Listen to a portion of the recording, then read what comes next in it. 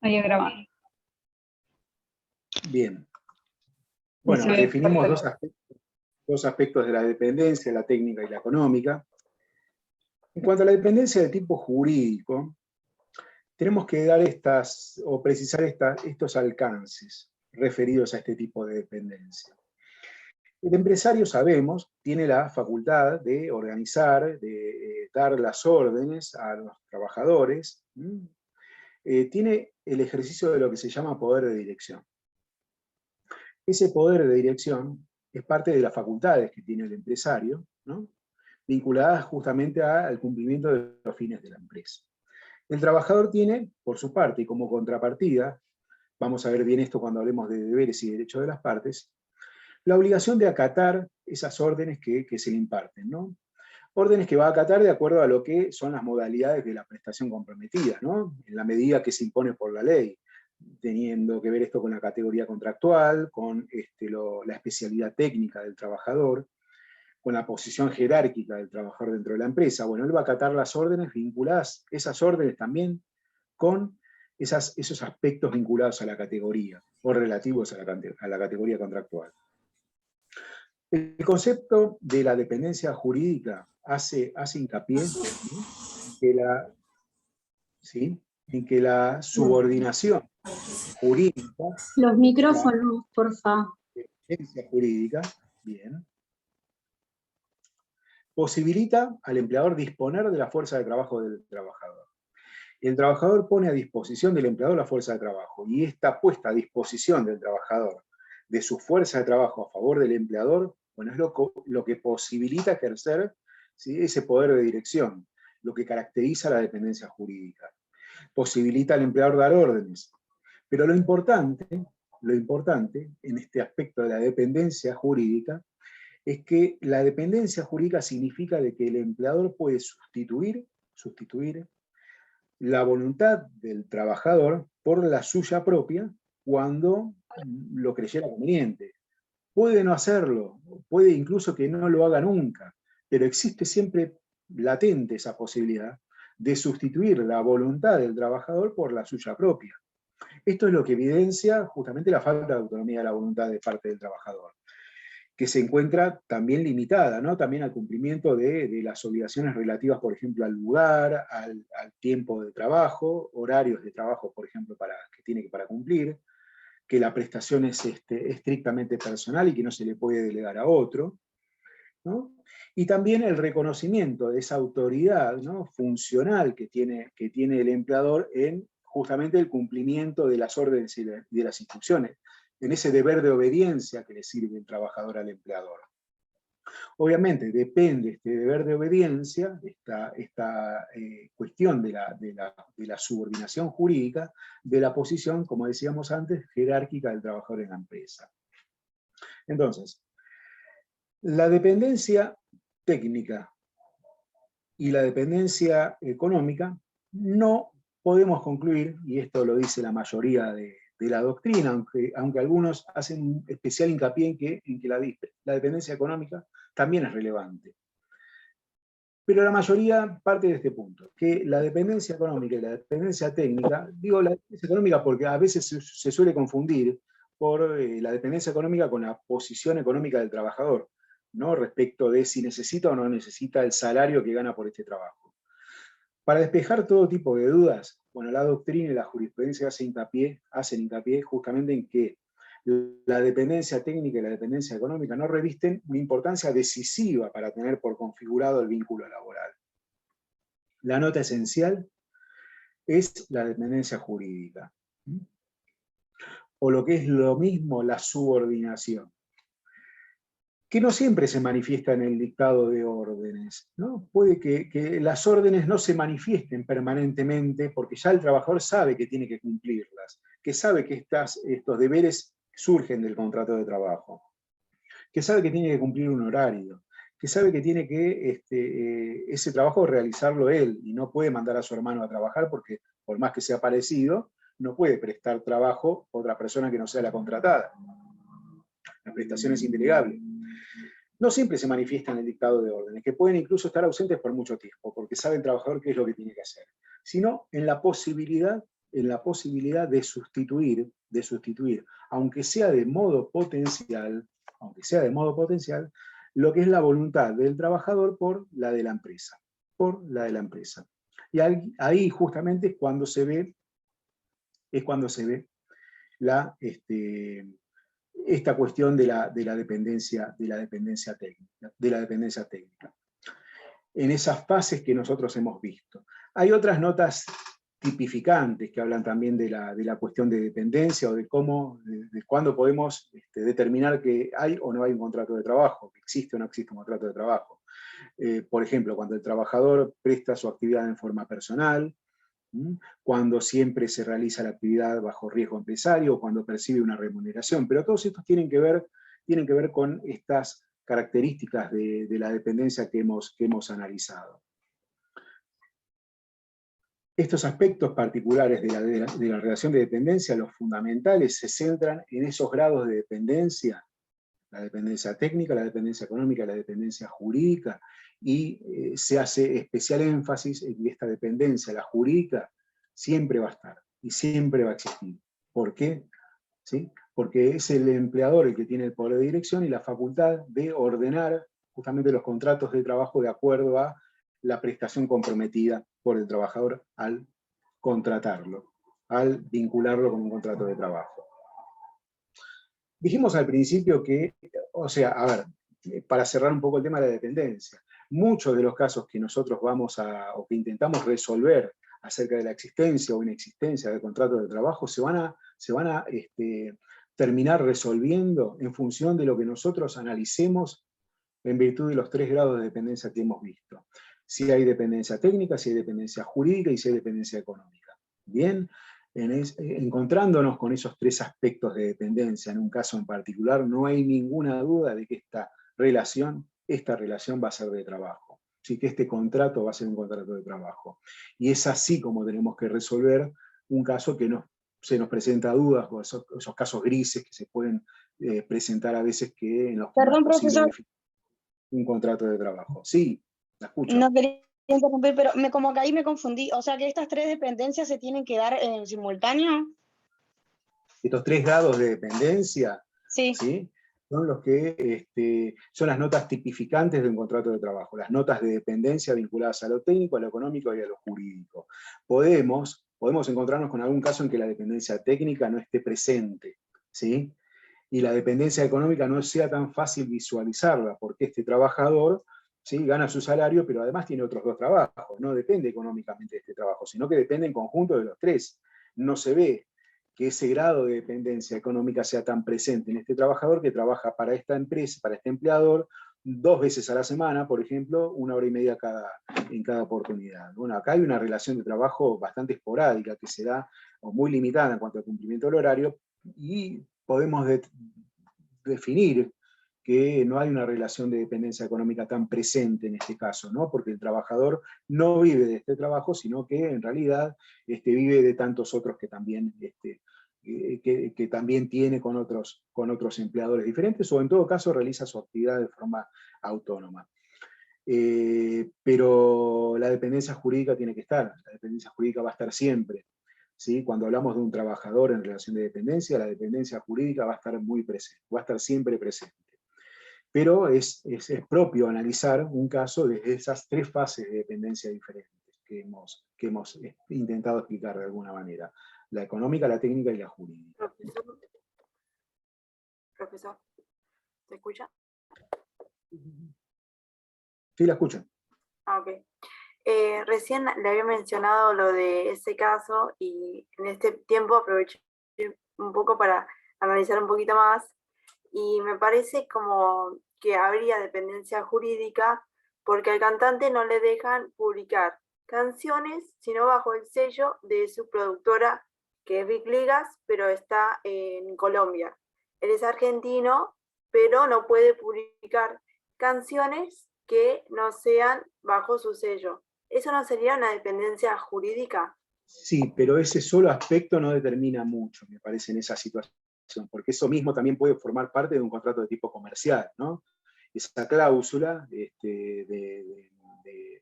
de no grabar para otro sello, ¿sí? Puede tener que ver con una condición contractual pactada libremente por las partes y esto conformar un contrato de tipo comercial, o civil en todo caso. Pero ese solo dato me parecería un poco insuficiente como para resolver que acá hay un vínculo laboral. Vamos a trabajar sobre contratos, sobre casos dudosos que se plantean en estos casos. Bueno, cuando hablamos de artistas, el artista generalmente es un trabajador de tipo autónomo. Es muy difícil encontrar un artista en relación de dependencia, ¿sí? Pero para eso tenemos que analizar todos los aspectos de esa relación que nos van a decir, en todo caso, nos van a resolver, en todo caso, si hay acá o no un contrato de trabajo. Si no es ese solo aspecto aislado, por ahí quizás que defina que acá hay una relación de dependencia jurídica, porque esa misma cláusula puede ser conformar o formar parte de un contrato de tipo comercial, en que se obliga a no contratar con otra persona, o no o aceptar las reglas que le impone esta compañía discográfica, ¿no? Hay que analizar todo, hay que analizar todos los hechos que se presentan, todos los hechos que se van presentando. Decíamos al principio de esta clase, sí. ¿Alguien quiere hacer alguna pregunta? No sé si... No, dije que sí, que está bien. Bueno, no, por ahí quizás faltan más elementos para resolver el caso, ¿no? Que estaría bueno que por ahí quizás lo presentemos, ¿sí? En conjunto cuando hablemos o resolvamos estos casos que van a tener para trabajar también, ¿no? Algún caso de artista creo que hay también. Profe, yo quería hacer una pregunta. Sí. Entonces, la única de la que podría estar o no, digamos, es la dependencia técnica. Después, las otras dos tendrían que estar sí o sí. Las otras dos siempre van a estar, sí, siempre van a estar. Gracias. En todos los casos van a estar. Si es que estamos hablando de un contrato de trabajo. ¿Bien? Porque, a ver, la ley confunde un poco cuando en el artículo 22 habla de relación de trabajo y la distingue del contrato de trabajo, porque define o da el concepto de contrato de trabajo y en el artículo 22 dice que relación de trabajo es la relación jurídica que surge entre el trabajador y el empleado por el hecho de la prestación de servicios, independientemente del acto jurídico que da lugar a esta prestación, ¿no? Esto es un poco la definición que surge del contrato de relación de trabajo del artículo 22. ¿Y cómo diferenciamos contrato de relación de trabajo? Bueno, la relación de trabajo es esa relación jurídica, decíamos recién, que se da entre el trabajador y el empleador. La relación jurídica es la relación de trabajo. Definimos, ¿sí?, relación de trabajo como esa relación jurídica que se da entre las dos partes. ¿Cuándo se da esa relación jurídica? La relación de trabajo cobra vida cuando quien presta el servicio, ¿sí?, lo hace a favor de otro, ¿sí?, y esa prestación del servicio significa ni más ni menos que entra dentro de lo que es la protección del orden público laboral. La prestación efectiva de trabajo hacia otra persona significa que ese vínculo cobra vida de una manera determinada, y a través de esa relación jurídica que se da, en este caso con la relación de trabajo, es cuando podemos decir de que ese vínculo es de carácter dependiente. Cuando ese vínculo entonces cobra vida, por la prestación efectiva del trabajo, queda bajo la protección completa, ¿no?, del orden público laboral, aun cuando no exista contrato de trabajo, o el contrato sea nulo o sea anulado. A ver, ¿qué queremos decir con esto? Queremos decir de que, o un poco enfocarnos en que la ley, ¿sí?, acepta una teoría que dice que el contrato de trabajo se puede distinguir de la relación de trabajo, puede ser distinguido de la relación de trabajo, en contraposición justamente a la teoría que identifica el contrato con la relación de trabajo. Esta otra teoría dice que solo se constituye la relación jurídica por la celebración de un contrato en particular. La primera, que distingue ambas situaciones, distingue el contrato de la relación de trabajo e independiza, lo que decíamos recién, la relación de trabajo de la forma jurídica contractual, privilegiando la situación de hecho. Puede que no exista contrato de trabajo, pero si hay una prestación de servicios, una prestación de trabajo, ¿sí? Hay una relación jurídica que se da en este caso, y eso es lo que importa, ¿sí? Por eso no es importante si hay un contrato de trabajo o no. Obviamente que esto en la práctica, por más que hagamos esta distinción en la ley de contrato de trabajo, y ahora por ahí quizás nos damos cuenta con el artículo 24 que nuestra ley hace la diferencia, en la práctica no se ve tanto. ¿Por qué? Porque no podemos encontrar un ejemplo en que, sí lo encontramos en la legislación extranjera, en que el contrato de trabajo se formaliza a partir de un acto que no sea el contrato de trabajo. Perdón, que la relación de trabajo se formaliza a partir de un acto que no sea el contrato de trabajo. Como pasa, por ejemplo, en Alemania, donde puede que nos encontramos con este caso, ¿no? Incapacitados que tienen derecho a obtener una ocupación aún contra la voluntad de un eventual empleador, porque en estos casos la relación de contrato de trabajo no se formaliza a partir de un contrato de trabajo, la relación de trabajo no se formaliza a partir de un contrato de trabajo, sino de un acto administrativo. Nosotros decimos entonces que nuestra ley distingue la relación del contrato de trabajo. La relación es derecho jurídico. El contrato de trabajo es justamente ese acuerdo de voluntades. Y ustedes podrán decir entonces, ¿cuándo hay un contrato sin relación de trabajo? ¿O cuándo hay una relación de trabajo sin contrato? Relación de contrato de trabajo sin contrato no la vemos en nuestra legislación. Pero sí nos encontramos con una situación en la que se puede presentar un contrato de trabajo sin relación de trabajo. Un contrato de trabajo sin relación de trabajo. Vemos el artículo 24, leemos el artículo 24. Los efectos del incumplimiento de un contrato de trabajo antes de iniciarse la efectiva prestación de servicios se juzgarán por las disposiciones del derecho común, salvo lo que expresamente se dispusiera esta ley. Dicho incumplimiento dará lugar a una indemnización que no podrá ser inferior a un salario que se hubiera convenido, ¿no? O la que resulte de la aplicación de la Convención Colectiva de Trabajo correspondiente. ¿Qué quiere decir esto? Las partes, ¿sí?, resuelven, ¿sí?, vincularse a un contrato de trabajo. Pero la relación de trabajo, la prestación de servicios, no se dio inicio. Hay un incumplimiento por parte de, puede ser el trabajador o puede ser el empleador, ¿sí?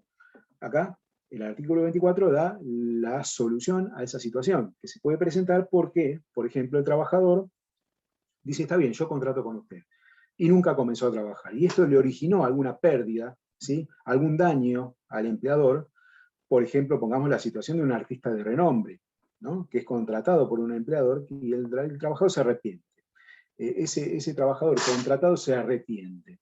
O mismo el empleador, que contrata con un trabajador y le dice, bueno, mire, las condiciones contractuales son estas, usted tiene que mudarse a la provincia de Salta con toda su familia y allá tiene precisamente ese puesto comprometido en este contrato de trabajo. Y el trabajador se muda con toda su familia. Cuando llega allá no le dan trabajo, no le niegan el acceso. Nunca hubo un inicio de la relación laboral, una prestación efectiva de servicios, ¿sí? Y hay un contrato sin relación de trabajo, que en el artículo 24, ¿sí?, el artículo 24 da la solución para los casos de que se reclame algún daño en virtud de ese incumplimiento, en virtud del incumplimiento que puede ser por cualquiera de las dos partes. Contrato sin relación de trabajo. Ese sería un poco el ejemplo que define esta situación prevista en la ley, justamente. La ley también se refiere a una presunción.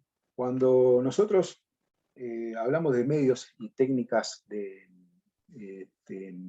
derecho del trabajo, esas herramientas que sirven para poner en práctica los principios de derecho del trabajo, leímos un poco, mencionamos esas presunciones que favorecen la prueba del trabajador, y en este caso estamos hablando de la presunción de la existencia de un contrato de trabajo, la presunción que apunta a que, ¿sí?, esa situación pueda entenderse como de un contrato de trabajo y no otro contrato diferente. Hay dos teorías en ese sentido.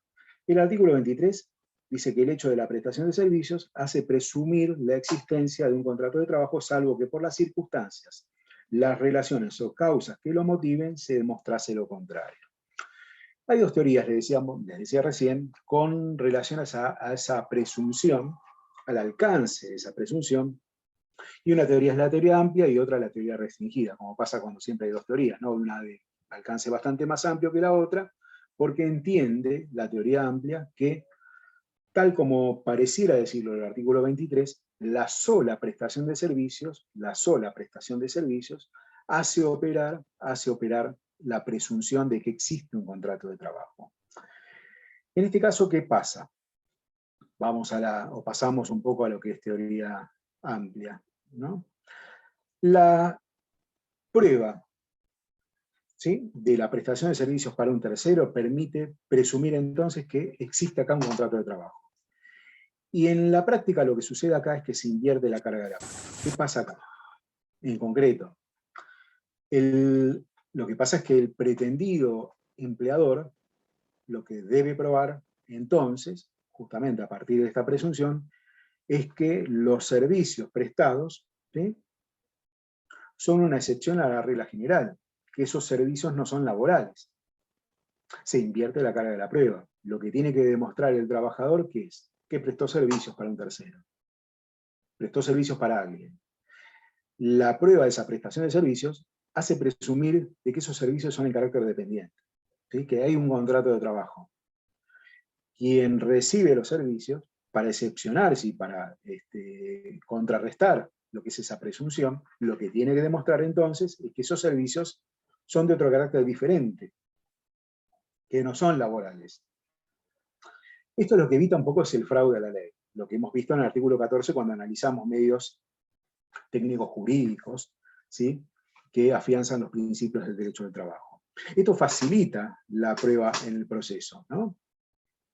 Este principio de facilitación de la prueba en el proceso está contemplado también en el artículo 50 de la Ley de Contrato de Trabajo, que establece que el contrato de trabajo, lo leemos, el contrato de trabajo se prueba por todos los medios autorizados por las leyes procesales y lo previsto en el artículo 23 de la Ley de Contrato de Trabajo. Entonces, en apoyo a la teoría amplia, a la tesis amplia, de que la sola prueba de la prestación de servicios permite presumir la existencia de un contrato de trabajo, bueno, tenemos el artículo 50. ¿Sí?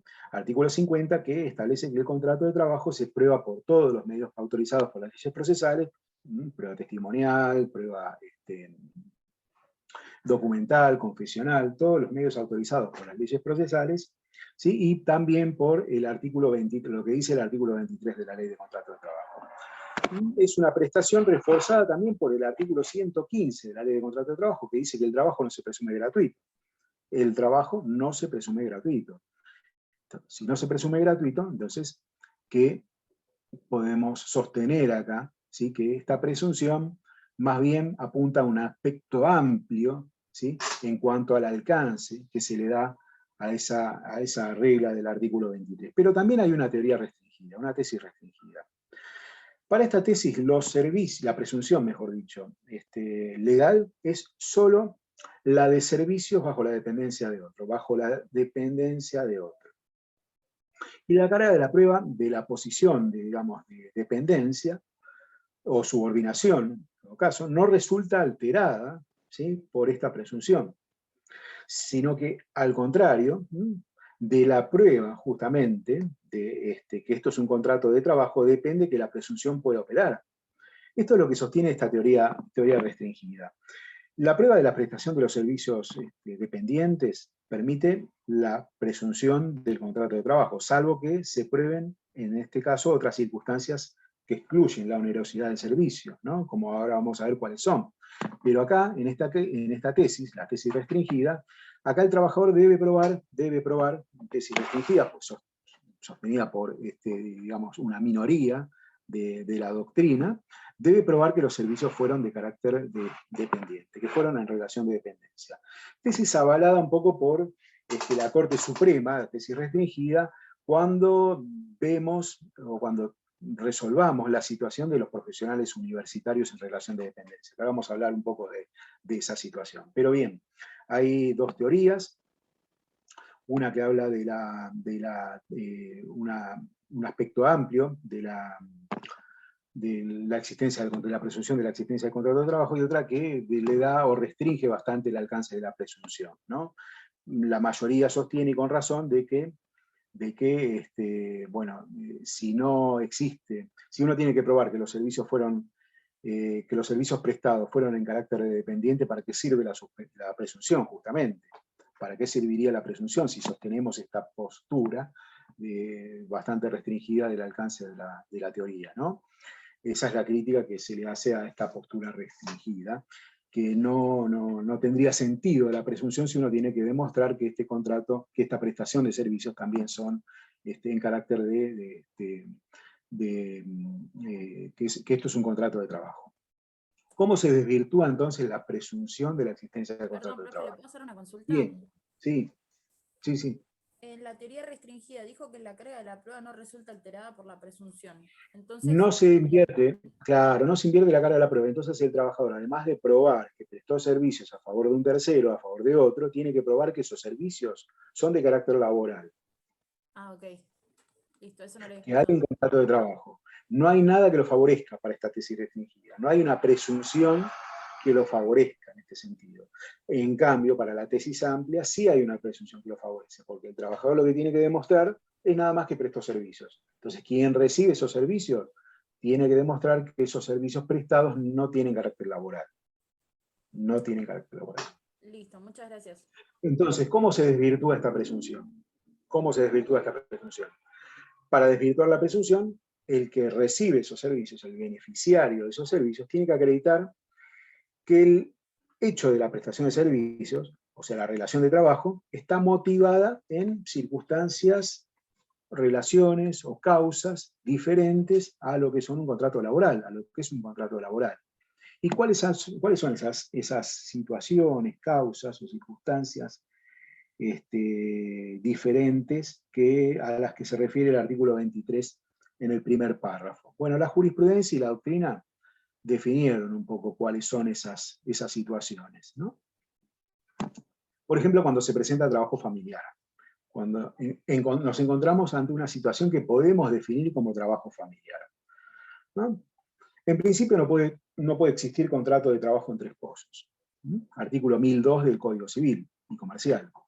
No puede haber contrato de trabajo entre esposos. Sin embargo, la Corte Suprema ha relativizado un poco esta cuestión cuando en el fallo Segurotti y Luciana contra ANSES dijo concretamente que en la legislación vigente no existe prohibición genérica de contratar entre cónyuges ni específica de celebrar contratos de trabajo, y la independencia de los patrimonios, aún gananciales, de los cónyuges, que estableció en primer término la ley 11.357 y perfeccionó la 17.711, bueno, esto es jurisprudencia del año 2002, anterior a la reforma del Código Civil, permite perfectamente conciliar sus derechos y deberes en la órbita matrimonial con la relación de dependencia propia del mencionado contrato, que se limita a las actividades de la empresa. Obviamente, lógicamente, tiene que existir realmente una figura de trabajador, ¿sí? Trabajador que cumple horarios, trabajador que gana un salario, trabajador que presta un servicio en carácter de dependiente.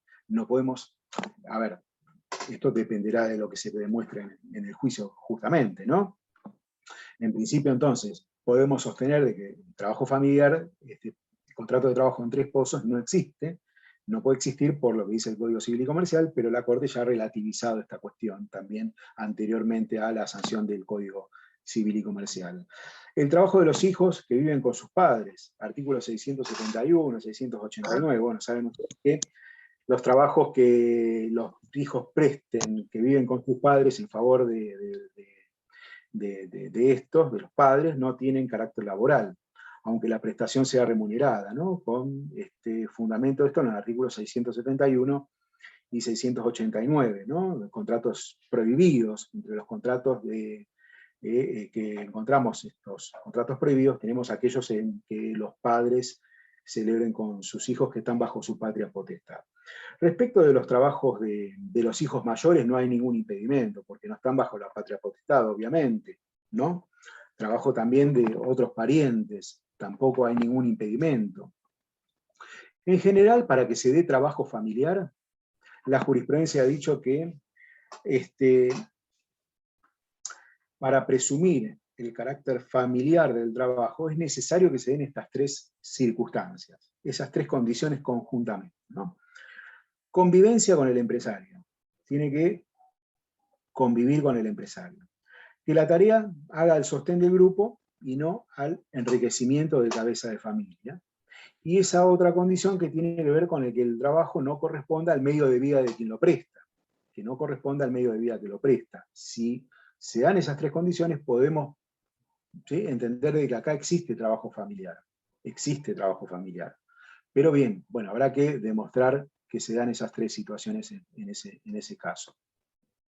Trabajo de religiosos, ¿no? Otra situación que la jurisprudencia ha entendido que bueno, en este caso cabe excluirla en el marco de lo que dice el artículo 23, ¿no? Que se prevé que existe una relación de causa diferente a la laboral.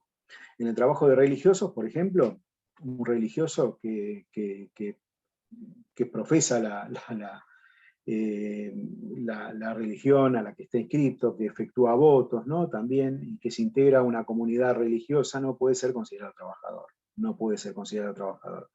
Se dice entonces que el voto de pobreza determina en algún punto que hay una ausencia de dependencia de tipo económica, y que el voto de obediencia que le debe a una comunidad monástica, ese religioso, ¿sí?, identifica un poco la ausencia de dependencia. No, la mina me dice, pero ¿cómo? Dice, ¿cuántas veces lo canceló? Hay como 4 cancelaciones. Por favor, les pedimos el tema de los micrófonos.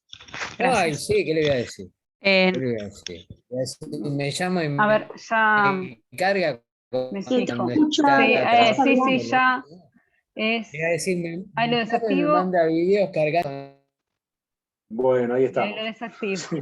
Ahí está. Se hace difícil. En algunos casos se hace Sí, difícil. y perdón, nos Bueno, quedan 6 minutos. Bien, bien. Trabajo religioso. Acá hay, independientemente de la confesión religiosa de cada uno, ¿no? Esto no tiene que ver con esto, y que este trabajo se preste en establecimientos que son, por ejemplo, diferentes a lo que es un establecimiento religioso en sí mismo, un hospital, un establecimiento educativo. Trabajo de amateur, o mejor dicho, trabajo benévolo. En el trabajo benévolo no hay una finalidad de poner la capacidad laboral a disposición de la persona, ¿no?, que la dirige. No hay una finalidad de obtener una remuneración a cambio, una contraprestación, sino de realizar una obra de benevolencia, una obra benéfica, un acto de mera cortesía. Bueno, acá estamos, o nos encontramos con el trabajo de voluntarios, que justamente prestan o brindan un servicio, ¿no?, a favor de una persona o de una institución en particular, puede ser un hospital, un asilo de ancianos, ¿no?, con la finalidad justamente de cooperar en una obra de bien común. El trabajo amateur, como decíamos recién, no se inscribe dentro de lo que es una finalidad laboral, ¿sí?, sino dentro de fines que tienen que ver con cuestiones culturales, recreativas, deportivas, ¿no? Puede ser el caso de los integrantes de un conjunto de coro musical, de teatro vocacional, trabajo de la prestación efectuada en un equipo deportivo, trabajo amateur, que descarta, ¿no?, comprobado o demostrado esto, descarta la presencia de un contrato de trabajo. El trabajo autónomo, del que mucho hemos hablado. En el trabajo autónomo se presenta justamente esta situación, ¿no?, la de independencia del trabajo, la de ausencia de subordinación. El prestador lo que tiene es una organización propia, de la que él mismo es el organizador. No hay ningún sometimiento a ningún poder directivo de una organización determinada, de otra organización. La autonomía, por oposición a lo que es la dependencia, se define justamente por la autoorganización del trabajo. Uno autoorganiza su trabajo. Y el trabajador autónomo no se incorpora a la organización de una empresa, de un tercero, ¿no?, sino que lo que hace es organizar su propia actividad, y como consecuencia de esto asume justamente los riesgos, trabaja para sí y por sí, justamente, ¿no?, y obtiene, a partir de ese trabajo, obtiene una ganancia. Esto es lo que caracteriza el trabajo autónomo. Justamente esas son las notas de independencia que la diferencian de la relación laboral. Una situación muy particular se da con el trabajo de los profesionales, donde podemos encontrarnos con posturas jurisprudenciales encontradas, bastante encontradas. Estamos hablando de trabajo de, y esto es un poco la base sobre la cual se presenta o se expone la teoría más bien restringida en cuanto al alcance de la presunción, de personas que en realidad parecieran ser autónomas por definición, ¿no? Trabajo de profesionales. Sin embargo, obviamente, desde hace un tiempo y más, desde un tiempo hasta fecha, nos encontramos con muchos profesionales en relación de dependencia. Esta es una tendencia, sí. Una pregunta, o me perdí, o quizás, no sé. ¿Esto entraría como dentro de esas situaciones que desvirtúan la presunción, o ya es otra cosa aparte? Claro, estamos hablando de situaciones que desvirtuarían la presunción. Pero digo, este apartado del trabajo de de profesionales es otra situación más. Claro, porque se da en este caso una particularidad que son las diferentes posturas jurisprudenciales en ese sentido. Algunas que sostienen que sí se les aplica a estos trabajadores, lo mismo que con los demás, con nosotros, la presunción del artículo 23. Y otras posturas que están en contra de la aplicación del artículo 23, o sea, del alcance de la presunción, de la presunción, mejor dicho, de la existencia de un contrato, de una relación de trabajo, ¿no? Como lo define la presunción del artículo 23, la presunción de la existencia de un contrato de trabajo. A favor de la presunción, tuvimos un minuto y medio, pero bueno. Bueno, antes de hablar de este tema, pasamos al otro bloque, así terminamos con esto, los minutos que nos quedan hasta finalizar la clase. ¿Sí? No sé, creo que nos quedan unos 10 minutos. Y pasamos, Mariela, pasamos al otro bloque. ¿Te parece? Antes de que se nos corte. Sí, bárbaro, ahí habilito. Vamos, bien, bárbaro.